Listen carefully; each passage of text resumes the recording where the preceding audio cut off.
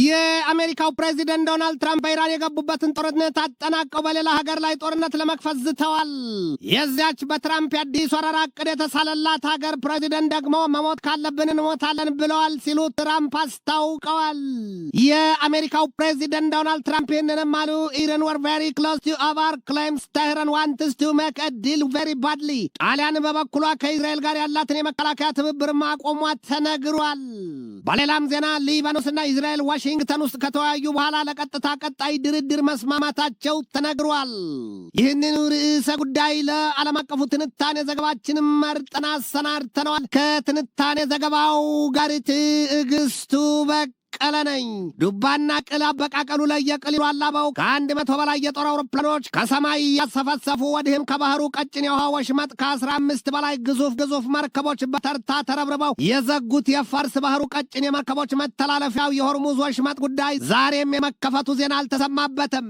ብቻ ግን ወሽመጡን በዚያ መልኩ እንዲዘጋ ትዕዛዝ የሰጡት ሰው የአሜሪካው ፕሬዚደንት ዶናልድ ትራምፕ ትናንት ምሽቱ ሲገፋ ከፎክስ ኒውስ ጋር በነበራቸው ሰፊ ቃለ ምልልስ ይህንን ብለዋል። ኢራን war over as diplomacy continues። ትራምፕ ትናንትና ምሽቱን ከፎክስ ኒውሷ ማሪያ ባርቲሮሞ ጋር ባደረጉት ሰፊ ቆይታና ዛሬ ማለዳ ላይ በተላለፈው ሞርኒንግ ስዊዝ ማሪያ ላይ ፕሬዚደንቱ ያሉት ነገር ቢኖር ደጋግመው the war with Iran is over ነው ያሉት። የትራምፕ አስተዳደር ባለስልጣናትም ቀድሞ ለ2 ሳምንታት ከተደረሰው የተኩስ አቁም ስምምነት በመለስም ሌላና ተጨማሪ ድርድር ከኢራን ጋር ለማድረግ አበክረው እየሰሩ መሆኑን ገልጠዋል።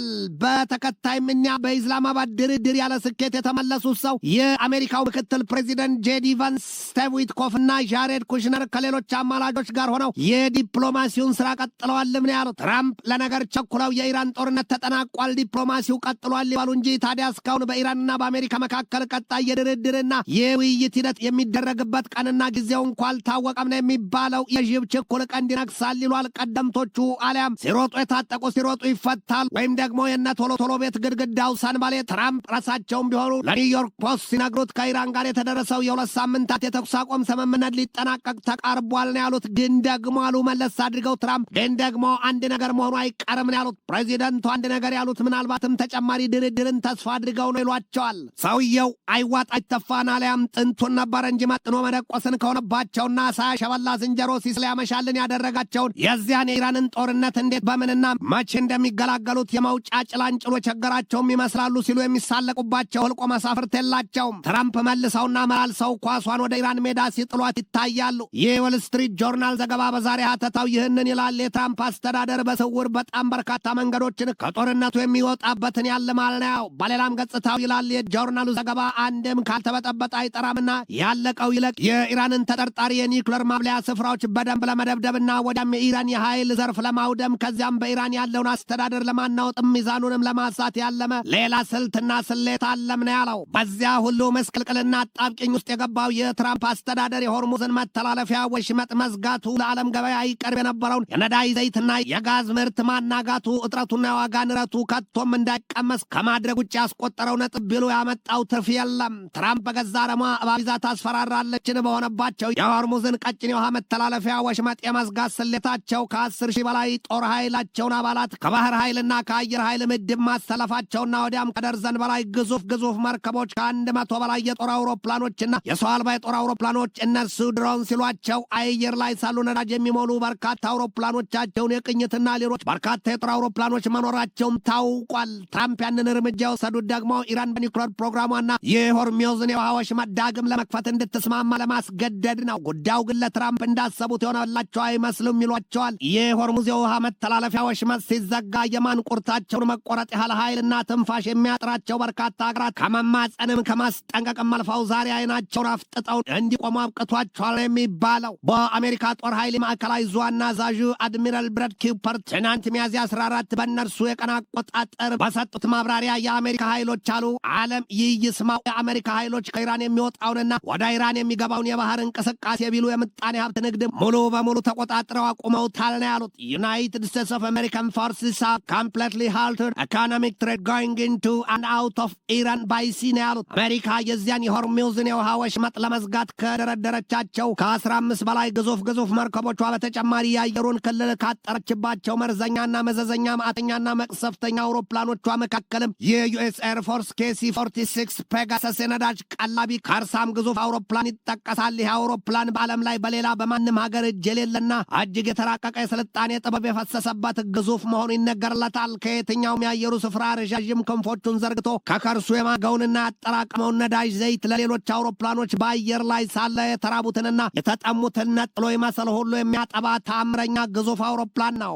በጥበብ በልጦና ዘምኖ መገኘት ይሏል አንዱ ይሄ ነው። ከዚያች ሀገር እግራቸው የረገጠና ለትምህርት የታደሉ አካላት በአመዛኙ ልባቸው ያለው ከዶላሯ እንጂ ከስልጣኔዋና ከእውቀት ማዕዷ ለመቋደስ የሚሹትን ብዛም አይደሉም ይሏቸዋል። ገሚሶቹ ደግሞ የራሷን የመነጋገሪያ ቋንቋ እንግሊዘኛ ሳይቀር ያራቀቁላትና ያሻሻሉላት መስለው መታየትን ይዘዋል ይሏቸዋል። የአሜሪካው ፕሬዚደንት ዶናልድ ትራምፕ የሆርሙዝን የውሃ ወሽመጥ ይዘጉ ዘንድ ትዕዛዝ የሰጧቸው የጦር ኃይሎቻቸው በከፍተኛ ተጠንቀቅና በንስር አይኖቻቸው እየቃኙ ባሉበት የዚያ የመጀመሪያው ቀን ትናንትና ማክሰኞ ወደ 8 የሚሆኑ መርከቦች በዚያ በሆርሙዝ የውሃ ወሽመጥ ለማቋረጥና ለማለፍ ቢቀርቡም በአሜሪካ ኃይሎችና ሰራ አካላታቸው በእሳትና አሲዳማ ሚሳይሎች የተገጠገጡት የአሜሪካ የጦር መርከቦች አቁሟቸዋል የተባለው ከነዚያ ከ8ቱ መርከቦች ደግሞ 2ቱ ማዕቀብ የተጣለባቸው የቻይና የነዳጅ ጫኝ መርከቦች መሆናቸው ታውቋል። ይህችው በአሜሪካ ቀድሞ ማዕቀብ የተጣለባት የቻይና መርከብ ሪች ስታሪ ዛሬ በማለዳው የአሜሪካን እገዳ ሰብሮ ለማለፍ ተስኗታልና ወደ ኋላዋ መመለሷን የተሰማው የአሜሪካው ፕሬዚደንት ዶናልድ ትራምፕ የሆርሙዝን የውሃ ወሽመጥ መዝጋት ያስታወቁት ባለፈው እሁድ ነው ሲል የኢንዲያ ቱዴይ ዘገባ ያስታውሳል። የአሜሪካው ፕሬዚደንት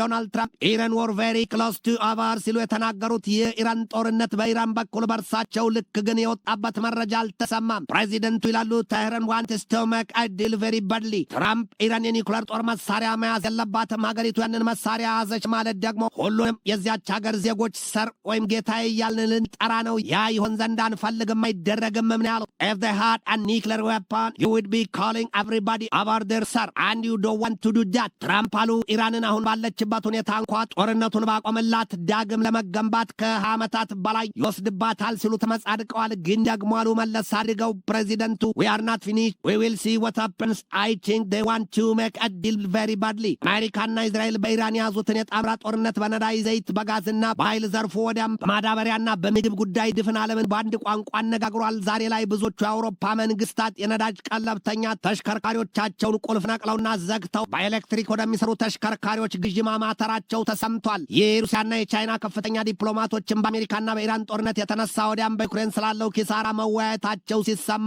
የሩሲያው የውጭ ጉዳይ ሚኒስትር ሰርጌይ ላቭሮቭ ይህንን አሏቸው። የቻይናውን የውጭ ጉዳይ ሚኒስትር ዋንጊን እጅ ጭብጥ ጭምቅ አድርገው ይዘው ዴንጀረስ ጋምስ ongoing over Taiwan and South China Sea። የቻይናው የውጭ ጉዳይ ሚኒስትር ዋንጊን በበኩላቸው ወንድሜ ሆይ ምኑን ልንገሮት፣ ይኸው የወቅቱ የዓለም አቀፉ ሁኔታ እውነታ ይሄ ለብቻ ሲደረግ የነበረው ግልቢያና ፈርጠጣ፣ ክፋትና ተንኮል ሁሉ ጉዳቱ ለመላው ዓለም በግልጥ እየታየ ነው። አሁን የዓለም አቀፉ አስተዳደር የማይወጣው ፈተና ገጥሞታል ያሏቸው የሩሲያው የውጭ ጉዳይ ሚኒስትር ሰርጌይ ላቭሮቭ አክለው የታይዋን ደሴት ጉዳይና ደቡብ ቻይና ባህር ጉዳይ እንዲሁም በኮሪያ ልሳነ ምድር ያለው ወቅታዊ ሁኔታ ታግሰውና ችለው የሚያልፉትም አይደለም ነው ያሉት። የሩሲያው የውጭ ጉዳይ ሚኒስትር ሰርጌይ ላቭሮቭ ወደ ቤጂንግ የተጓዙት በስፋት የወቅቱ ዓለም አቀፋዊና ቀጠናዊ ጉዳዮች በጥልቀት ለመምከር እንዲሁም ሁለቱ ሀገራት ጠንካራ ትብብራቸው የበለጠ በሚሰፋበት መልኩ በሰፊው ለመዶለት መሆኑን የአናዶሉ ዘገባ ያትታል። የቻይናና የሩሲያ መንግስታት በግዙፍና አስከፊ ጦርነት ውስጥ ካለው የኢራን መንግስት ጋር ጥብቅና ፈርጀ ብዙ የሚባል የትብብር ስምምነት ያላቸው መሆኑን ልብ ይሏል። ወዲህም ቻይና የነዳጅ ዘይትና የጋዝ ምርት የምታስገባው ከኢራን መሆኑ የወቅቱን የአሜሪካን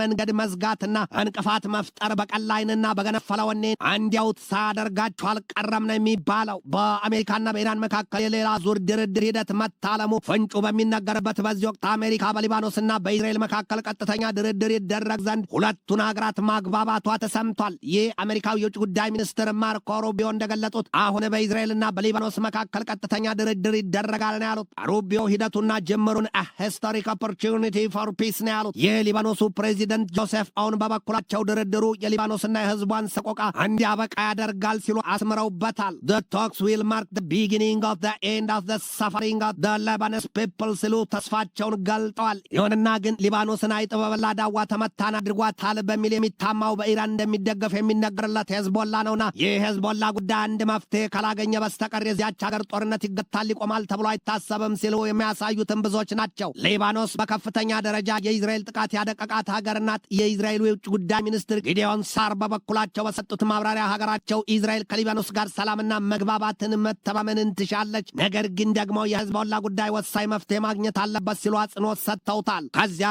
የሊባኖስና የእስራኤል ተወካዮች የዋሽንግተን ውይይት በፊትም የህዝቦላው መሪ ሼክ ናኢም ቃሲም በሰጡት ማብራሪያ የታቀደው ድርድር እንዲሰረዝና ካልሆነም ደግሞ በጦርነቱ ለመቀጠል መማል መገዘታቸው ተሰምቷል። በሌላም ዜና ደግሞ እንግሊዝና ፈረንሳይን ጨምሮ ከ17 ሀገራት የተውጣጡ የውጭ ጉዳይ ሚኒስትሮች በመካከለኛው ምስራቅ ቀጠና ጦርነቱና ግጭቱ አብቅቶ ሰላም ይሰፍን ዘንድ ሲሉ ጥሪ አቅርበዋል። ጣሊያን ደግሞ ከእስራኤል ጋር ያላትን የመከላከያ ስምምነት ማቆሟን አስታውቃለች። የጣሊያኗ ጠቅላይ ሚኒስትር ጆርጂያ ሜሎኒ በይፋ ከእስራኤል ጋር ሀገራቸው ያላትን የመከላከያ ስምምነት ማቋረጧን ማስታወቃቸውን ተከትሎ የአሜሪካው ፕሬዚደንት ዶናልድ ትራምፕ ክፉኛ ወርደውባቸዋል። ምክንያታቸው ደግሞ ሜሎኒ ትራምፕ በገቡበት የኢራን ጦርነት ድጋፍ አላደረጉላቸውምና ነው። ጣሊያንና እስራኤል የመከላከያ ስምምነት የተፈራረሙት እንደ አውሮፓውያኑ አቆጣጠር በ2006 ሲሆን የጣሊያኗ ጠቅላይ ሚኒስትር ጆርጂያ ሜሎኒ ስምምነቱን አላድስም ነው ያሉት። የሜሎኒን ማብራሪያ ተከትሎም የእስራኤል የውጭ ጉዳይ ሚኒስቴር አፈቀላጤ ኦሬን ማርሞሬስቴን በሰጡት ምላሽ አረንዳውም እኮ ከጣሊያን ጋር የጸጥታ ስምምነት ይሉት ነገር የለንም፣ አለን ከተባለም ደግሞ ከረዥም ዓመታት በፊት የተፈረመ የመግባቢያ ስምምነት ነው፣ እሱም ቢሆን ውሃ የማያነሳ ነው እና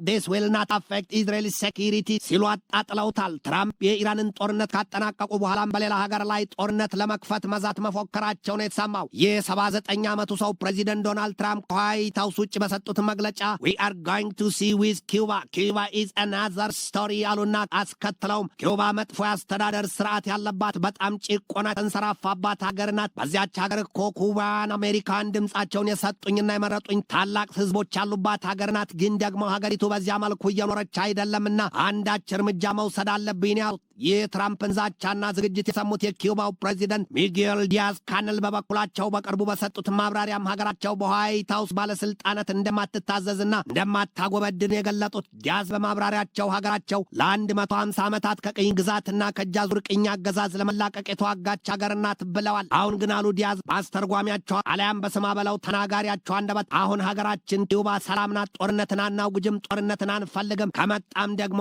if we need to die we will die ሲሉ እጃቸውን ጭብጥ ግንባራቸውን ቅጭም ጥርሳቸውን ንክስ አድርገው ታይተዋል። አሁን ትራምፕ ከኢራን ጦርነት አብቅተው በኪውባ ሌላና አዲስ ጦርነት ይከፍቱ ይሆን? የሰው ሆዱ የወፍ ወንዱ አይታወቅምን? አሊያም ጊዜ የሰጠው ቅል ድንጋይ ይሰብራል ይሏል አበው። ትንታኔ ዘገባውን ስናዘጋጅ በዋቢነት ዴይሊ ሜይልን፣ ኒውስ ማክስን፣ የኒሳፋቅን፣ ጄሩሳሌም ፖስትን፣ ሲኤንኤንን፣ ኢንዲፔንደንትን፣ ኒውስ 18፣ ኤር ኤንድ ስፔስ ፎርስ ማጋዚንን፣ ዘ ኮሪያ ታይምስን፣ ጃስት ጃሬድን፣ ዲፌንስ ኒውስን፣ ዘ አይሪሽ ኒውስና ዘ ቴሌግራፍን ተጠቅመናል።